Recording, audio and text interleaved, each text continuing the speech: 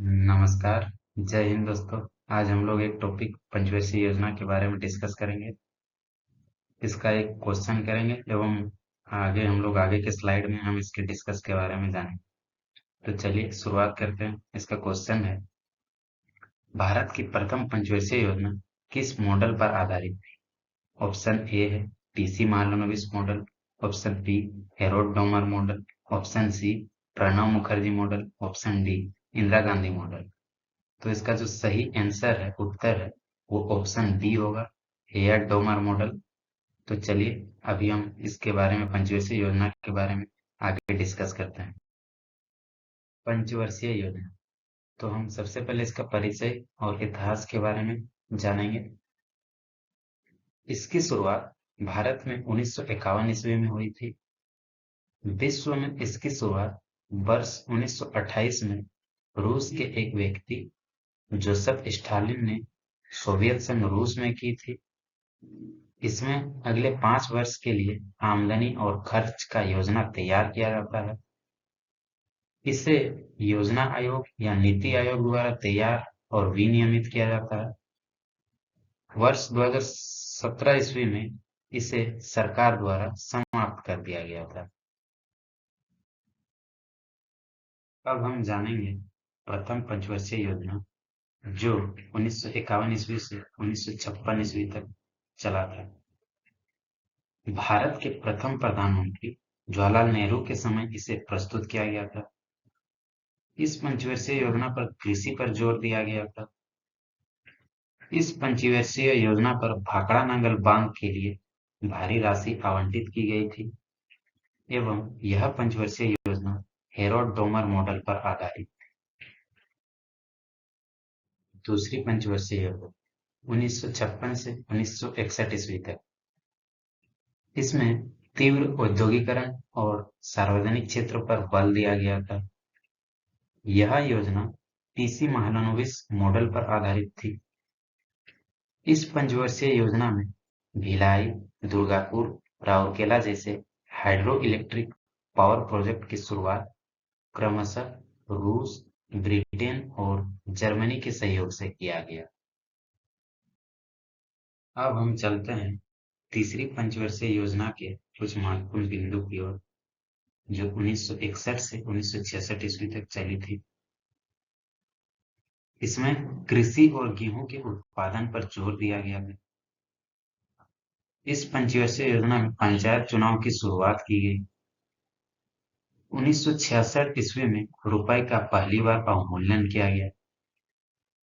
1962 ईस्वी में भारत चीन युद्ध एवं 1965 एवं 1966 में भारत पाकिस्तान युद्ध के कारण यह योजना पूरी तरह से असफल रहा। इस पंचवर्षीय योजना के बाद 3 साल का 1966, 1967 और 1968 तक योजना अवकाश रहा। चौथी पंचवर्षीय योजना 1969 से 1974। इस पंचवर्षीय योजना को प्रधानमंत्री इंदिरा गांधी के समय में प्रस्तुत किया गया था। यह पंचवर्षीय योजना गाडगिल फॉर्मूले पर आधारित थी। इस पंचवर्षीय योजना में 14 प्रमुख भारतीय बैंकों का राष्ट्रीयकरण किया गया था एवं इस पंचवर्षीय योजना में हरित क्रांति पर भी जोर दिया गया।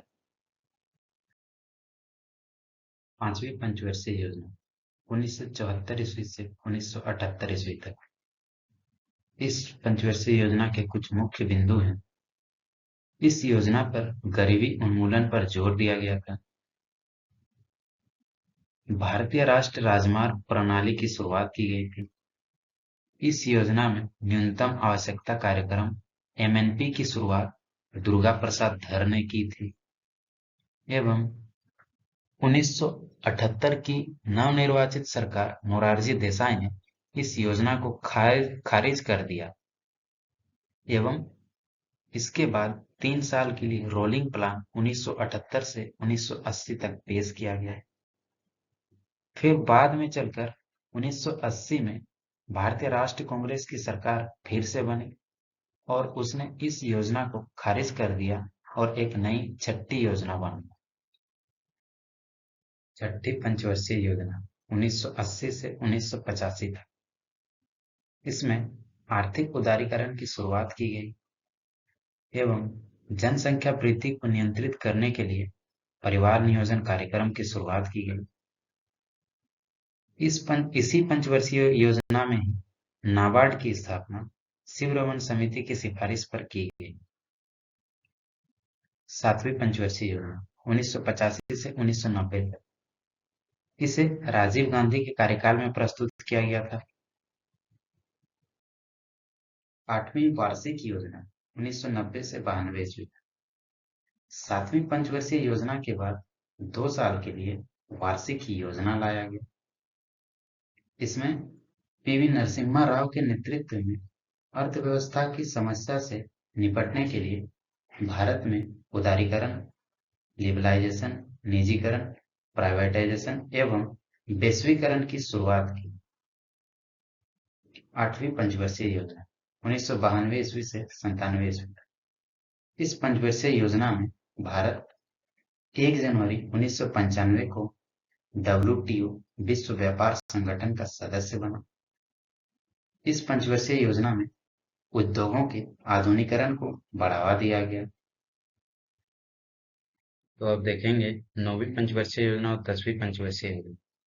इन दोनों पंचवर्षीय योजना में कुछ विशेष महत्वपूर्ण कार्य नहीं किए गए थे। तो अब सीधे चलते हैं हम 11वीं पंचवर्षीय योजना की ओर, जो 2007 से 2012 तक चली थी।